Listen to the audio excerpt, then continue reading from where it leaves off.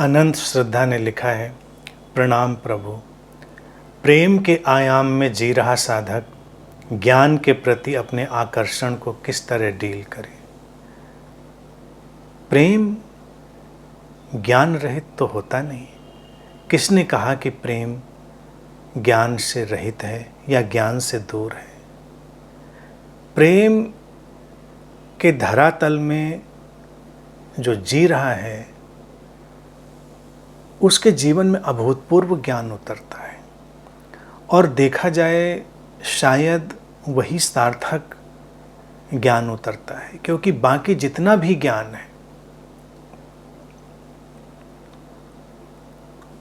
उस ज्ञान में कोई न कोई स्वार्थ, कोई न कोई अहंकार, कोई न कोई महत्वाकांक्षा शामिल बनी रहती है। प्रेम अतिशय संवेदनशीलता का नाम है, खुलापन, ग्रहणशीलता। तो जब कोई प्रेम से आपूरित होता है, भरता है प्रेम से, तो उसके भीतर एक अंतः प्रज्ञा जागती, एक इंसाइट आती है। ज्ञान को वो खींच कर लाती है।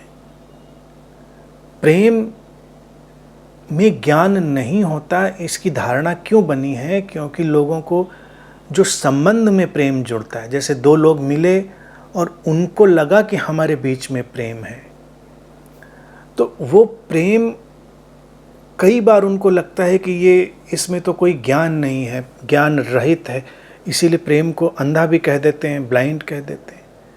क्योंकि बहुत सारी अवस्थाओं में जिसको लोग प्रेम समझते हैं, प्रेम तिनका भर भी होता है नहीं, वो हार्मोनल हाईजैक होता है, केमिकल लोचा होता है। उनके रसायनों ने, उनके हार्मोन्स ने उनकी बुद्धि को, उनके शरीर को, मन को बिल्कुल हाईजैक कर लिया है, और वो यंत्रवत व्यवहार कर रहे हैं। तो जो प्रेम में लोग यंत्रवत व्यवहार करते हुए दिखते हैं, मैकेनिकल, कंपल्सिव, विवश, असहाय से, तो उनकी बुद्धि में कुछ आता नहीं। उस समय उनका जो बुद्धि होती साए साए कर रही होती, उनको कुछ समझ में नहीं आता। उनका तो जैसे एक तरफ फोकस लग गया है तो बस उधर ही भागे चले जा रहे हैं। वो मूर्खतापूर्ण है, उनके जीवन के लिए डिजास्टर है, क्या है उनको कुछ पता नहीं, लेकिन वो भागे जा रहे हैं, भागे जा रहे हैं। उनको लगता है यही प्रेम है, और उस प्रेम में ज्ञान कहीं नजर नहीं आता। ज्ञान अगर आए तो तुरंत वो उस भागते हुए घोड़े से लगता है कि उसकी रफ्तार कम हो गई, उसकी लगाम खिंच गई। कभी कभी घोड़े से उतर भी जाता है ज्ञान आ जाए। लेकिन प्रेम में हम जिस घोड़े पे सवार होते हैं वो बहुत सचेतन सवारी होती है, और ज्ञान उसका हिस्सा होता है। ज्ञान हमारे भीतर की जो अंतः प्रज्ञा है उसका ही नाम है। और जीवन में हमारे पास सारी संभावनाएं हैं, और हर संभावना हमको अपने अपने ढंग से आमंत्रित करती है। प्रेम में जब गए, प्रेम के 7 द्वार हमने इसीलिए सामने रखे, क्योंकि उन सबको स्मरण करेंगे तो समझ में आएगा कि ये प्रेम होता है। अगर ये द्वार खुले हैं तो प्रेम होगा। कुछ और अगर है तो प्रेम के नाम पर हमारा कोई वो वर्जन होगा।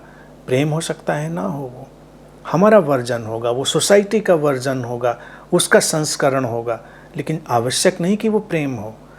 अब अगर वो प्रेम का वही रूप है जो वास्तविक रूप है, तो फिर वो वहीं से ज्ञान का आमंत्रण भी उठेगा, ज्ञान भी उसको खींचेगा, पुकारेगा। लेकिन वो ज्ञान बहुत ही सौम्य, बहुत ही मृदु, बहुत ही कल्याण से भरा हुआ होगा। ज्ञान वहाँ पर इसलिए नहीं है कि ज्ञान हमको इसलिए पाना है कि कुछ कमी लग रही है कि अच्छा ये बात नहीं जानते तो ये भी जान ले, ये नहीं जानते तो ये भी जान ले। अच्छा जान कर करेंगे क्या? क्या करेंगे जानकर? बहुत सारा ज्ञान इकट्ठा करके हम करेंगे क्या?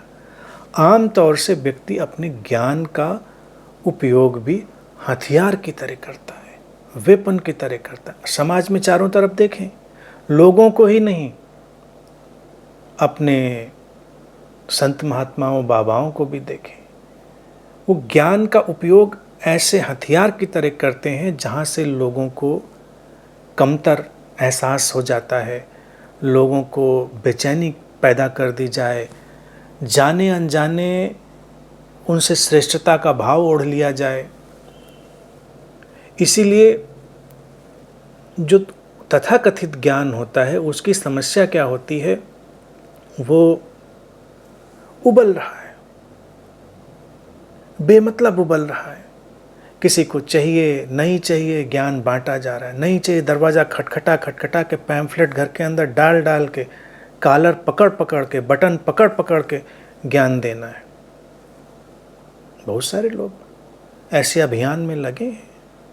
उनको लगता है कि ये बहुत महान काम है कि ज्ञान देना है, क्योंकि हमारे पास ज्ञान है। तो जो ज्ञान लोगों का कॉलर पकड़ के, उनकी बटन पकड़ के दिया जाए, वो आक्रामक हो जाता है, हथियार की तरह हो जाता है। फिर श्री कृष्ण का उदाहरण मैं रखना चाहूँगा। भारतीय दर्शन में बहुत सारी चीज़ें, लेकिन लोग गीता गीता रटते हैं और फिर गीता कहेंगे। गीता का उपयोग भी बहुत सारे लोग हथियार की तरह, वेपन की तरह करते हैं कि उसका ज्ञान देखो, उसका पढ़ो। लेकिन मेरा कहना है, कभी भी किसी भी बुद्ध को अगर देखना है तो उसके जीवन को भी देखो। उसके जीवन से ही उसकी देशना निकलती है। उसकी किताबें, उसकी बातें तो बहुत छोटा सा हिस्सा है, बहुत टाइनी, बहुत स्मॉल। इसीलिए किसी भी बुद्ध का जीवन पूरी तरह देखना अनिवार्य है। श्री कृष्ण के जीवन को देखें, हम उनको प्रेम से आपूरित दिखाते हैं, प्रेम से भरे हुए हैं, योगेश्वर हैं, महान योगी हैं, महान प्रेमी हैं। उनका ज्ञान भी कब आता है? जब आवश्यक होता है, प्रेम से भरा है। अगर गीता के एक एक श्लोक को उठाते चले जाएंगे तो इतने प्रेम से किसी को समझाना, और जब आवश्यक है। ऐसा नहीं था रोज़ चौपाल लगा के वो ज्ञान देते थे बैठ के कि आ जाओ भाई, आज फिर गीता सुनो। ये तो बाकियों का काम बाद में बन गया कि गीता पे प्रवचन देते रहो, टीकाएं करते रहो। कृष्ण तो एक बार बोलते हैं, खामोश हो जाते हैं, बात खत्म हो गई गई। उनके जीवन में ऐसा प्रसंग नहीं आता कि वो बैठ बैठ कर गीता का प्रवचन दे रहे थे। वो कहते ये गीता, ये महागीता, ये महागीता, ये सुपर गीता, ये ऐसे कोई वर्जन तो उन्होंने निकाले नहीं। बल्कि मैंने पढ़ा एक प्रसंग ये भी आता है, जब सब महाभारत वगैरह ख़त्म हो गया और सब शांति हो गई, पांडव अपने राज्य में आ गए, तो अर्जुन से तो मित्रता थी।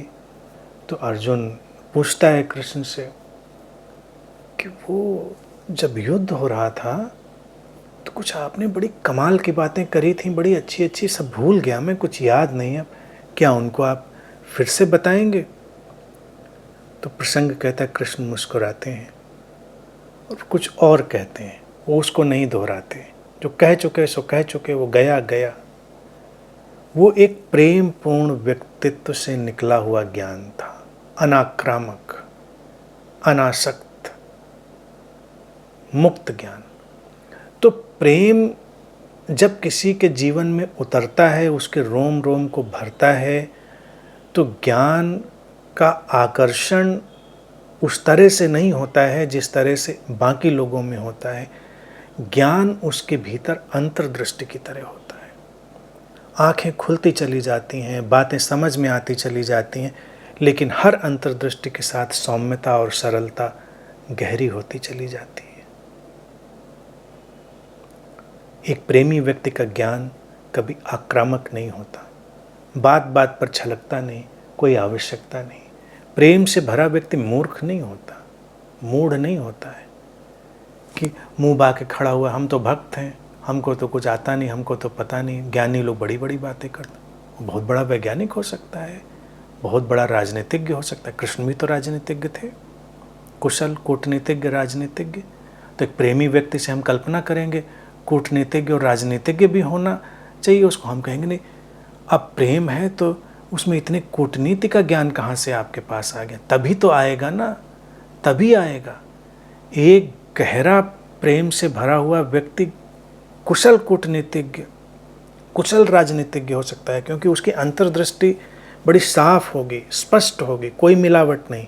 यही है और यही कल्याण का पथ है। प्रेम का अर्थ कल्याण में जीवन, और कल्याण में जीवन के लिए ज्ञान तो अनिवार्य है। ज्ञान बोझ की तरह नहीं, हथियार की तरह नहीं, किसी एसेट की तरह नहीं, ज्ञान एक अंतर्दृष्टि की तरह, जो जीवन को उल्लास देती है, जीवन को पुष्पित पल्लवित होने में सहयोग देती है, वैसा ज्ञान। तो वो तो उसके रोम रोम में रचना बसना ही होता है, उसको डील करना ही नहीं पड़ता, वो अपने आप डील हो जाता है।